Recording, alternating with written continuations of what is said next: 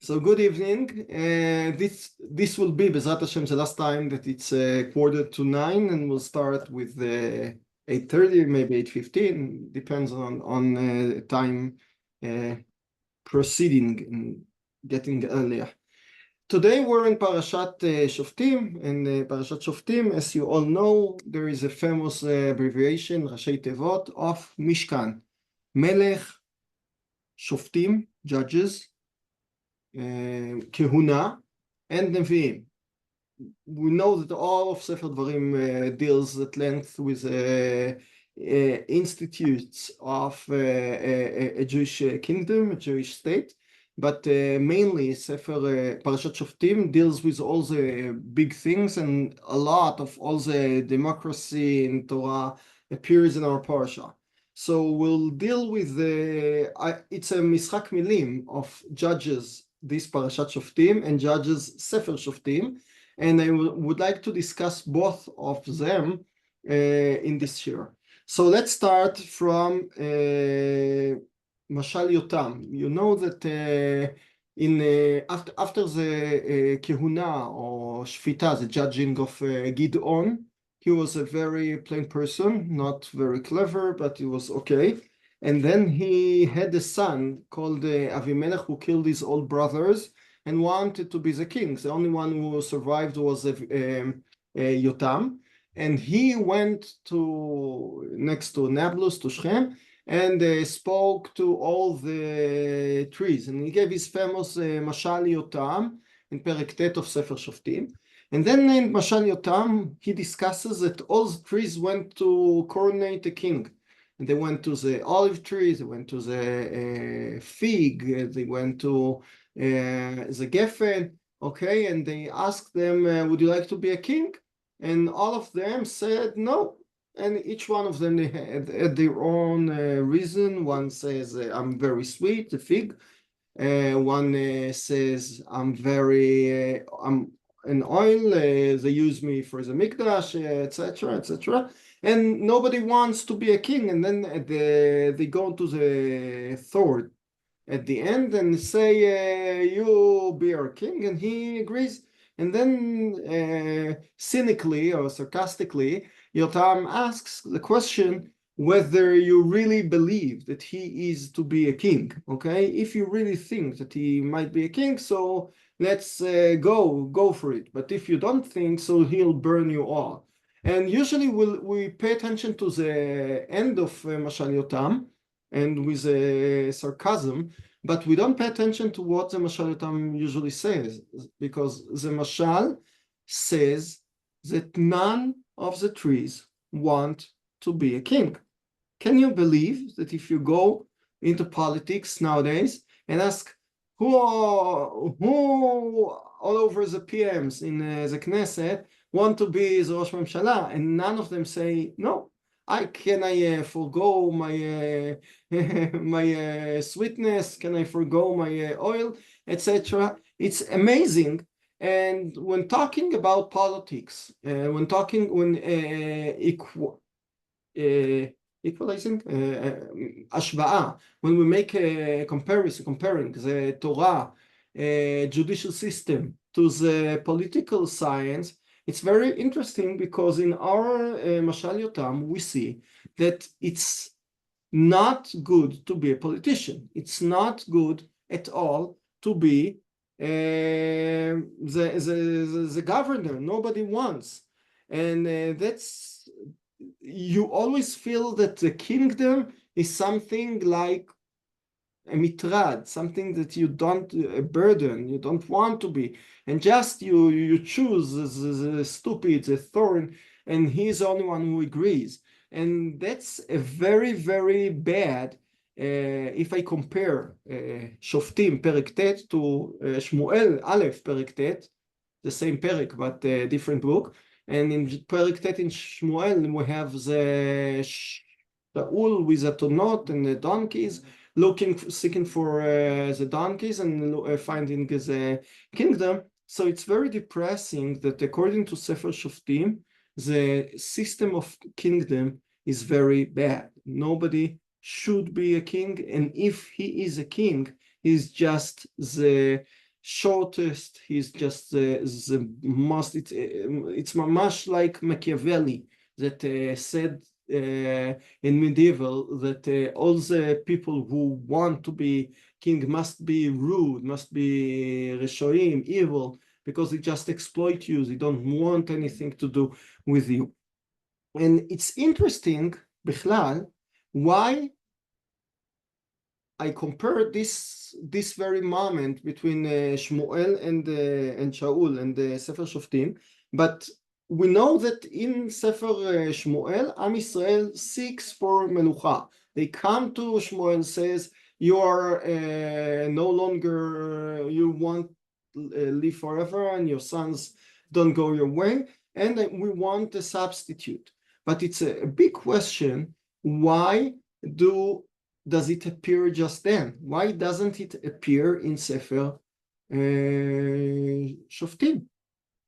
Because in Sefer Shoftim we have all the time the war for these tribes and the war for these tribes, and at the end we have the mishpat, the slogan of בימים ההם אין מלך בישראל איש הישר בעיניו יעשה, and we don't find any other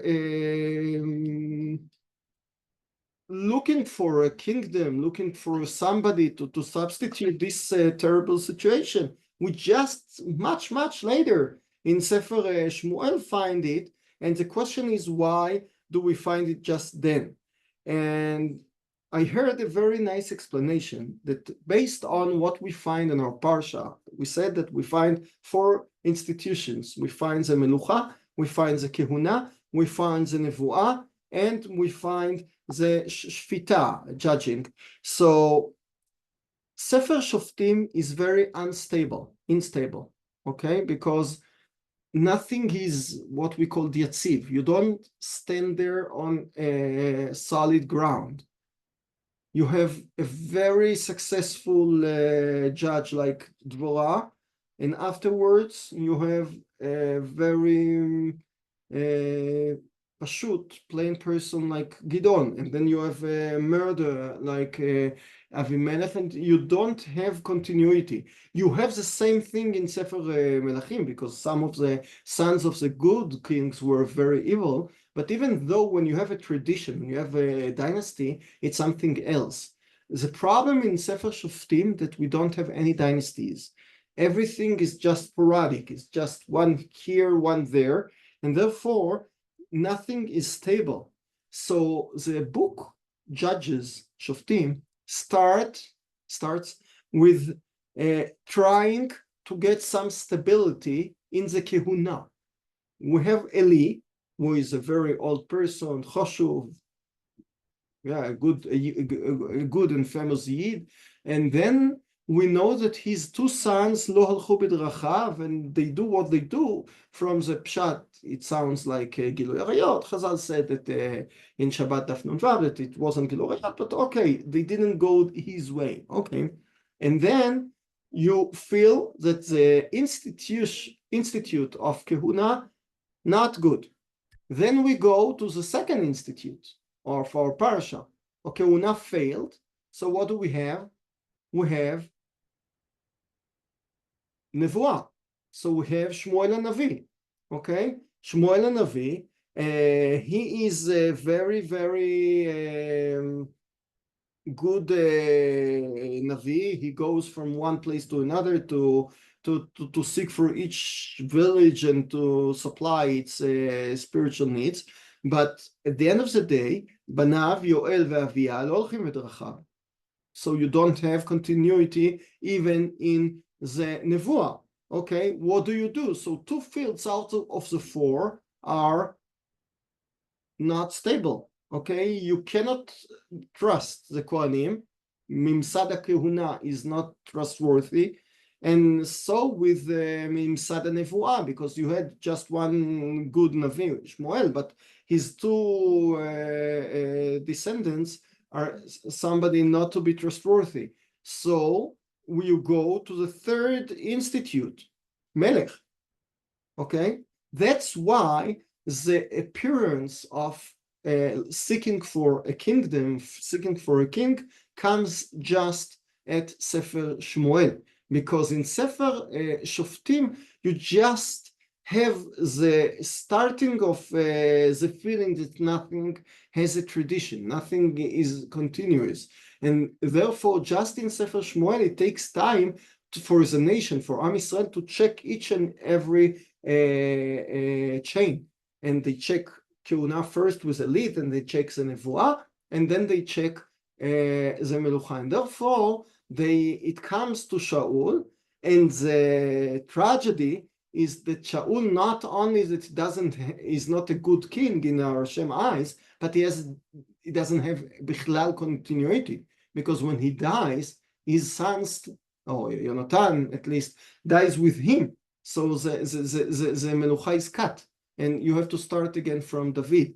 So in this, now we understand that the only chain or the only dynasty out of the four, we didn't have Keuna, we didn't have Nevuah, we didn't have Melucha, so we have just Shfita.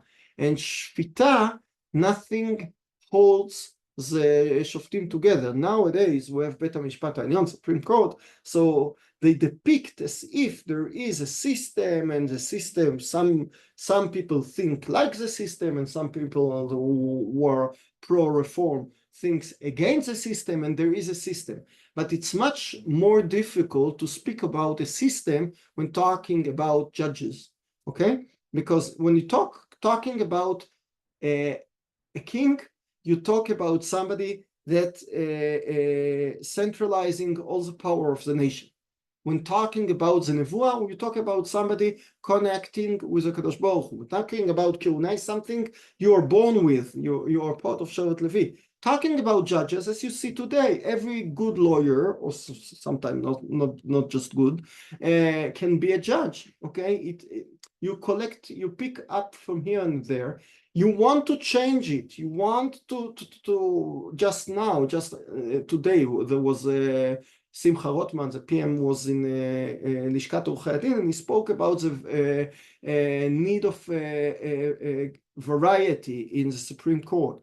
And then some Shofet Acher, some other Shofet Urishon, spoke about the need of Sfaradi, the need of more women. So there is a need to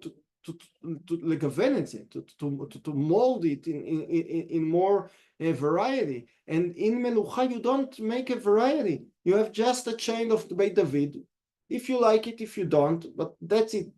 If his son is not nice, but he is a part of it. If you don't like Shmuel's style of prophecy, you cannot do anything. But with judging, it's much more flexible, because the judge is just a person who knows a lot, and judging between you and your friend.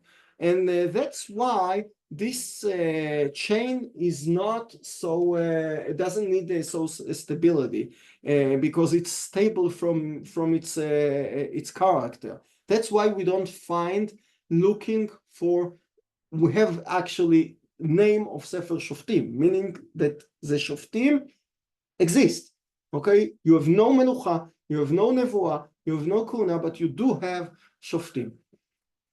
זה קצות החושן, רב אריה לייב has a famous book, קצות החושן, but you know that he has another two famous books. One of them is Shav Shmaitza, what we call in Olam HaYeshivot. Shav means seven, Shmaitza means Shmateta, okay? Seven Shmuot that he wrote, long discussions of Sfekot, Rov, Chazaka,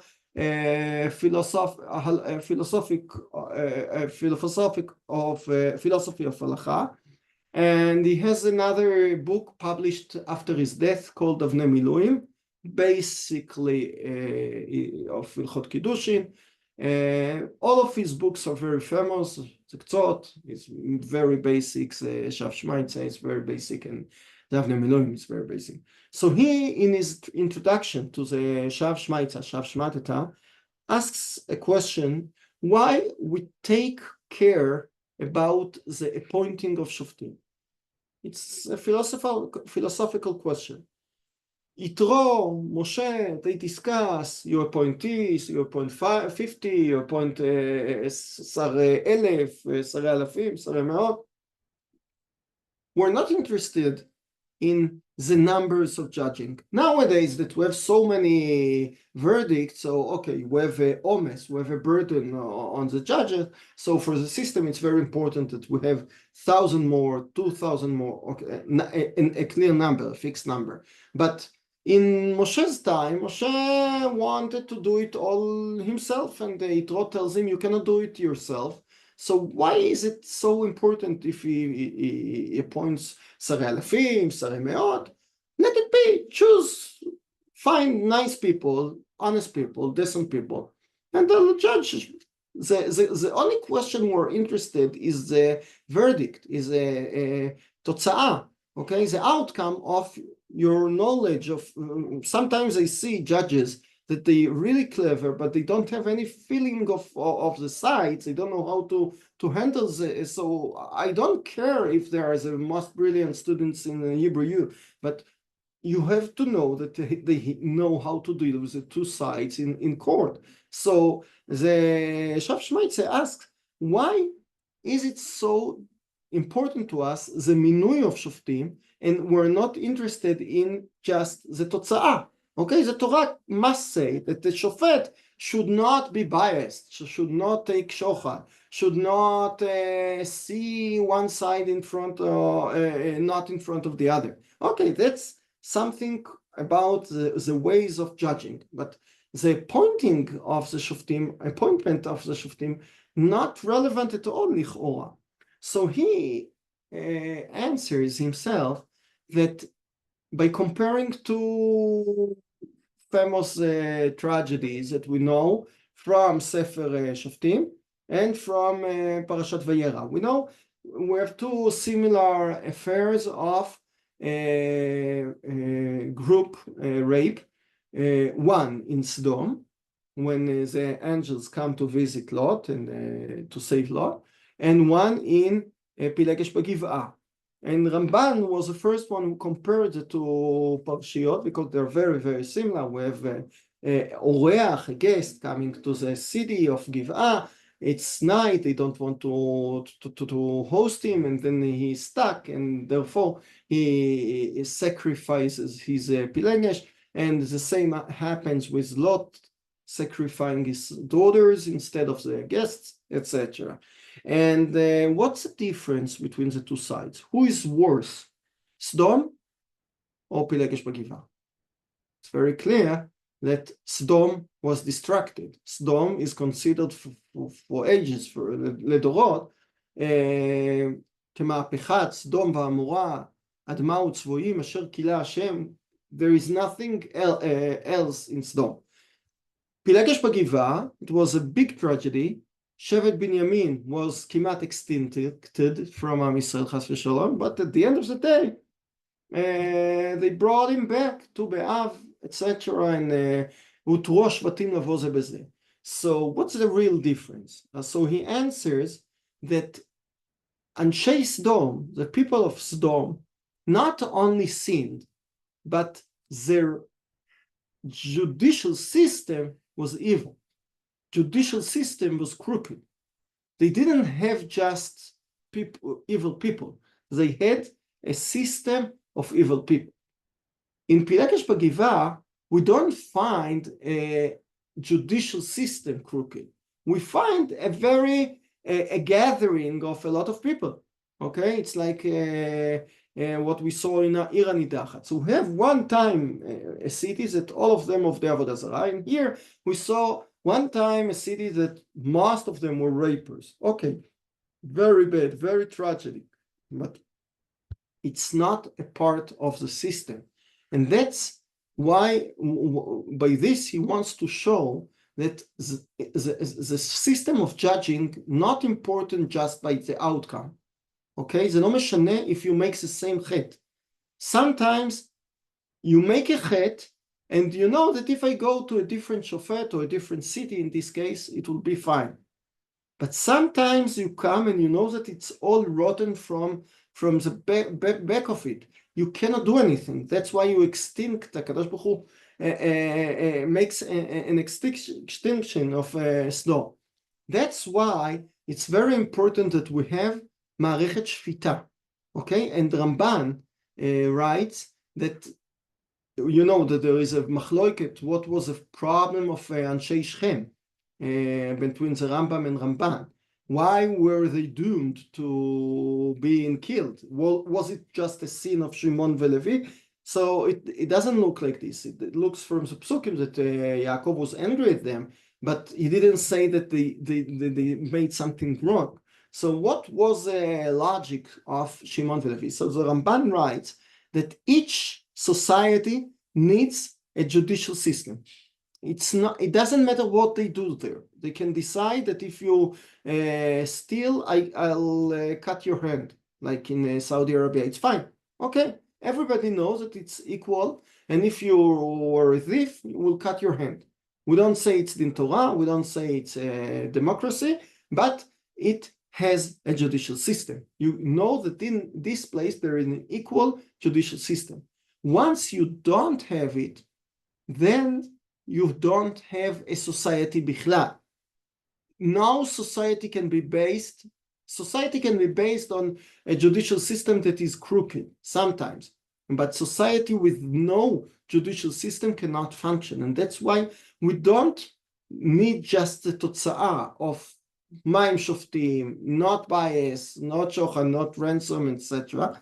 No, but we need the appointment. We need a system. We have to know how many we appoint. It has to be mesudar, that we don't think that Moshe will come and appoint 1,000 and Yoshua will get up one morning and appoint 5,000. It has to be mesudar, that we have a judicial system, and that's why we have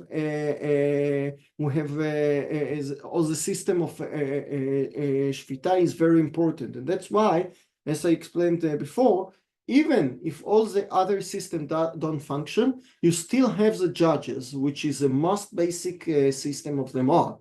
You don't need a dynasty, you don't need something shevet meyuchad. You can pick up here and up a lot of judges, and they'll do it for you. Historians say that during the period of time of Shaul, then security plus self-security plus economy was getting down. That's why they looked for a kingdom just by then. Okay, because as we know today that we have a problem with terror, chas v'shalom, we have a problem with economies, and then we want to change government. But if economy and bitachon is okay, so b'derech klal in Israel it's very difficult to change the government. So that's why they explain that just in the time of Shaul it arouses. But as I wanted to say, it might be an outcome of the four system, that the system of judging is very stable, and all the other three are very unstable. And then Am Yisrael try each one to find the stability, and they don't find, and then they move from one place to another. Just to end, I would like to discuss the punishment of Malkot in regarding to the judges. You know that in the Torah we don't find many times ma'asar, putting in jail, jailing a prisoner. We find Yosef, who was put in jail. We find Yirmiyahu, he was put in jail, but we find the Mekoshesh, ויניחו אותו במשמר, לפרוש להם על פי השם. They put him in jail in order to know what's his real specific din, but we don't find a punishment of jail. Okay, you go to jail for a month, for you're sentenced to a year in jail. In modern judicial system, you find mostly the jail. Okay, you don't find a fine so much, you find jail more in criminal law. And it's interesting that in the Torah we don't find it. So, but we do find malkot. Nowadays, we don't find malkot at all. We don't touch the body of a person. It's in modern society, it's something cannot be heard. But in the Torah, we have malkot. And Levinas, Emmanuel Levinas, a French philosopher, says that when touching the body of somebody else, you hit his honor. When touching the money, finding, when killing a person, you don't touch his honor. When you hit him, when you beat him, you touch the human honor, and the human honor cannot be punished by hitting, by a shot. Okay, but sorry. Yeah. Do we know what the function of the Shoftim actually was? Did they take any part in this? The Shoftim. Because we have Shoftim for Shoftim. Okay. I didn't speak about them at all. Usually I relate to Shoftim as a system of judging, and the Shoftim are just clerks to make sure that all the people come and they don't make riots, or they come to the not to the wrong door. Okay. I just thought because today in Frit Moderni, they're police, that they were the judge gave a decision and the Shotrim in some way enforced the judgment. Right. A lot of the Meforshim I explain that way as well, as Shoftim and Shotrim. I just in this shiur didn't relate to the system of Shotrim at all. But yes, you can say that they are, how do you say, they are the practical, the Shfita is just a verdict, okay? And practically you have to koach bitzua, how do you say it? כמו הוצאה לפועל, כן? Carry out the judgment. Exactly. Enforce it. To make enforcement to the verdict. Yes. Okay. So just to end with what I said with Levinas says that the human honor cannot be touched, and therefore, when you hit somebody, the Torah from her side decides that hitting is a choshuv punishment, but when you touch him, then the Beis Din touches or is in problem with the human honor, because he has to make what he has to make. This criminal has to be punished. Okay, he violated the law. He should be hit, but the Beit Din has to fix the balance that was moved, that was disturbed, and therefore the Beit Din has to use a lot of mercy, and that's why the Torah says, "V'nikla achicha le'enecha." So if you see that he suffers emotionally from the makot, let's say that he made his tzrachim, okay, out of the makot, he lost his control of himself. So that's you have a chesed, and that's a very interesting part of the judge, because lichora, I didn't touch it today, but lichora, shofet is ikov adin et tahar. He doesn't have to use chesed. Shofet that uses chesed is not good. Sometimes you have lifnei mishurat adin, that's another issue. But once you have halacha, shofet has to be somebody to cut, to decide. He cannot be a merciful person, because otherwise he cannot be a judge. But here you see, Levinas explained that once you start with touching the human honor, you have to fix it by giving chesed, by being not just the av that hits, but an ach, a brother to the criminal. And you know, Levinas is a famous playing with this. I'll finish. He says that at the beginning you are just a brother, ach. Then you are acher.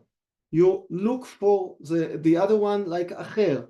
Then you add another yud and you say acharai. You look to the other person and you say, you're not just foreigner, come by me. then you have achrayut, okay? You have you add the suffix of vav taf, and then you have responsibility for him. So he plays a lot with French and Hebrew, and here is one of his fantastic play that he says that at the beginning, when starting with ach can be something that I am, but it doesn't mean only achrayut. You have to לפתח את זה and to develop it, and it takes time till the ach, you don't look at him like an אחר, but you tell him, come with me and I am responsible for you. So this all is a part of the shvita, okay? So we saw why the shvita is a main system, and the shvita, to end with, it has a chesed, not just judging per se. לילה טוב, חודש טוב, בשורות טובה. חודש טוב, תודה. חודש טוב, תודה רבה.